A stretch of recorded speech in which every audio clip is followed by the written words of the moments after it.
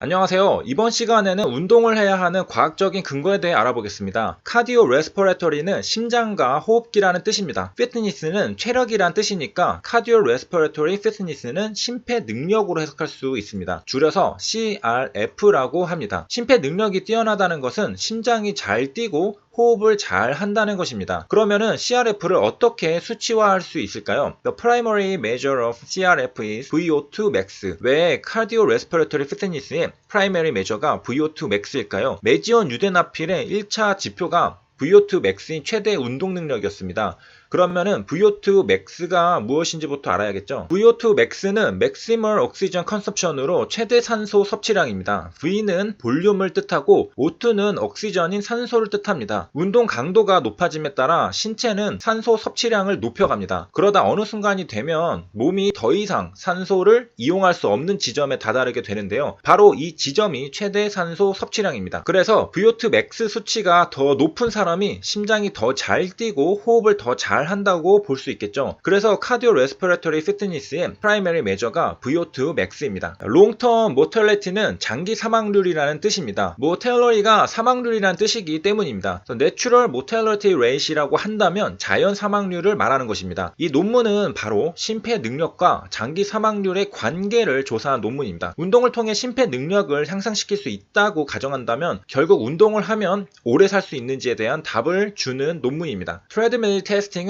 운동 부하 검사라고 하는데요. 무엇을 검사할까요? 당연히 논문에서 보려고 하는 심폐 능력과 관련된 검사겠죠. 트레드밀 테스팅은 부정맥, 운동 능력을 포함한 심장 기능을 평가하는 검사입니다. 어떻게 측정할까요? 트레드밀은 러닝머신입니다. 피험자가 가슴에 전극과 혈압계를 부착한 후 러닝머신에서 운동을 실시하면서 검사하는 것이 바로 트레드밀 테스팅입니다. 자, 그럼 디자인을 보겠습니다. 이 연구는 레트로스펙티브 코호트 스터디로 진행되었습니다. 이해를 돕기 위해 먼저 환자 대조군 연구와 코호트 연구를 비교해 보겠습니다. 환자 대조군 연구는 서브젝트를 질병이 있는지 없는지에 따라 분류하는데요. 반면에 코호트 연구는 서브젝트를 노출이 있는지 없는지에 따라 분류합니다. 쉽게 말해 환자 대조군 연구는 결과인 질병의 유무에 따라 먼저 분류한 뒤 노출 여부를 조사합니다. 반면에 코호트 연구는 원인인 위험 요인 노출 여부에 따라 먼저 분류한 뒤 질병 발생 여부를 조사합니다. 한마디로 결과를 기준으로 분류해서 조사하느냐, 원인을 기준으로 분류해서 조사하느냐입니다. 전자는 환자 대조군 연구이고 후자는 코호트 연구입니다. 지금 보고 있는 논문은 코호트 스터디니까 서브젝트를 위험 요인 노출 여부에 따라 분류한 뒤 조사한 것입니다.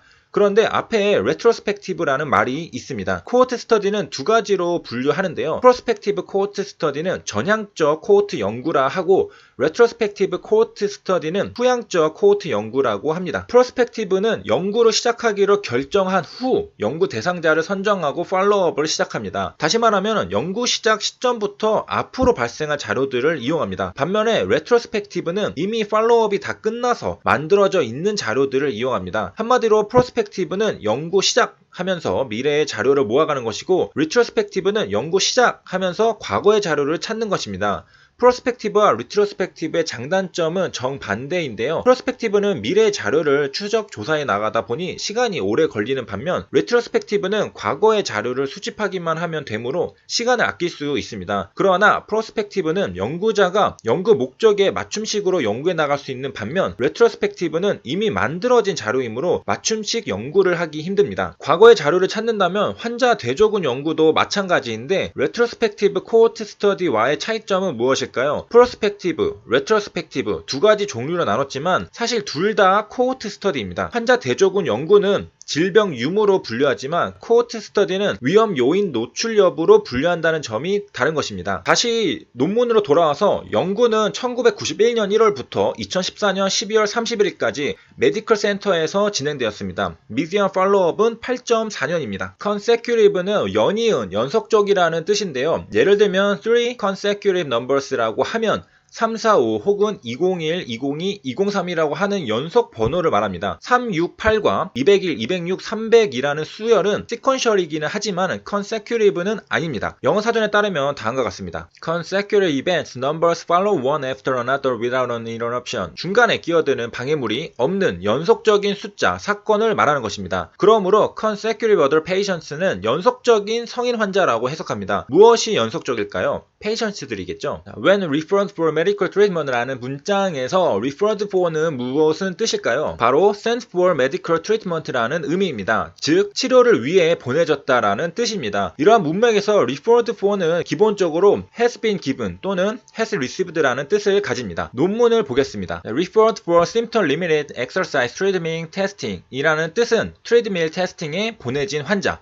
또는 트레드밀 테스팅을 받은 환자라고 해석할 수 있습니다. 한마디로 테스트를 받은 환자를 말하고 있습니다. stratification은 층화라는 뜻인데요. 예를 들면 소득 집단의 층화는 상위, 중위, 하위의 세 그룹으로 구분하는 것입니다. 층화는 표본 추출 전에 추출 단위의 특성을 고려하여 몇 개의 그룹으로 나누는 것을 말합니다. 일단 층화가 이루어지면 각각 층에서 무작위로 샘플링합니다. 샘플링은 모집단을 대표하는 표본을 추출하는 과정이나 행위를 말하는데요. 층화 추출법의 예시를 들어보겠습니다. 중학교 학생들을 1학년 층, 2학년 층, 3학년 층으로 구분합니다. 그리고 각각의 층으로부터 단순 무작위 추출을 합니다. 1학년, 2학년, 3학년의 특성이 다르므로 집단 간의 차이는 이질적입니다. 반면에 1학년 집단 내에서는 1학년들만 있으니 동질적입니다. 정리하면 stratify sampling은 층화 추출법입니다. 모집단을 먼저 중복되지 않도록 층으로 나눈 다음 각 층에서 표본을 추출하는 방법입니다. 층을 나눌 때 층 내는 동질적인 특성을, 층 간은 이질적인 특성을 가지도록 하면 더 정확한 추정을 할 수 있습니다. 층화 추출법의 적절한 표본 추출을 위해서는 각 층에 대한 정확한 정보가 필요합니다. 자, 논문을 보겠습니다. were stratified by age and sex matched라는 문장의 뜻은 나이와 성별로 층화하였다는 것입니다. 샘플링 전에 나이와 성별로 stratification을 하였다는 의미입니다. 그리고 심폐 능력에 따라 퍼포먼스 그룹으로 나누었습니다. 순서대로 low, below average, above average, high, 그리고 마지막으로 엘리트 그룹입니다. main outcomes and measures를 보겠습니다. all cause mortality입니다. 모든 원인으로 인한 사망률을 메인 아웃컴으로 보겠다는 것입니다. 퍼포먼스 그룹별로 모든 원인으로 인한 사망률이 어땠는지 그 관계를 보는 것인데요. 자, 그럼 이제 리저트를 보겠습니다. 스터디 파퓰레이션이 연구 집단은 약 12만 명이었고 민 에이지는 53.4세였습니다. 이 중 약 60%가 남성이었고 40%가 여성이었습니다. Risk adjusted all-cause mortality was inversely proportional to cardiorespiratory fitness and was lowest in 엘리트 퍼포먼스라고 적혀 있습니다. 이 영상의 핵심 주제인데요. 위험 조정된 모든 원인으로 인한 사망률은 심폐 기능에 반비례했으며 엘리트 퍼포머에서 가장 낮았습니다. 다시 말하면 가장 심폐 기능이 좋은 그룹이 가장 오래 살았다는 결과입니다. 해저 레이시오는 위험비인데요. 해저 레이시오는 실험군의 위험률을 대조군의 위험률로 나눈 것입니다. 만약 위험비가 1이면 실험군과 대조군이 동일한 위험률을 가진다는 의미입니다. 만약 위험비가 1보다 크다면 실험군의 위험도가 증가한다는 의미입니다. 만약 위험비가 1보다 작다면 실험군의 위험도가 감소한다는 의미입니다. 위험비는 P값과 신뢰 구간을 통해 보완되는데요. 신뢰 구간은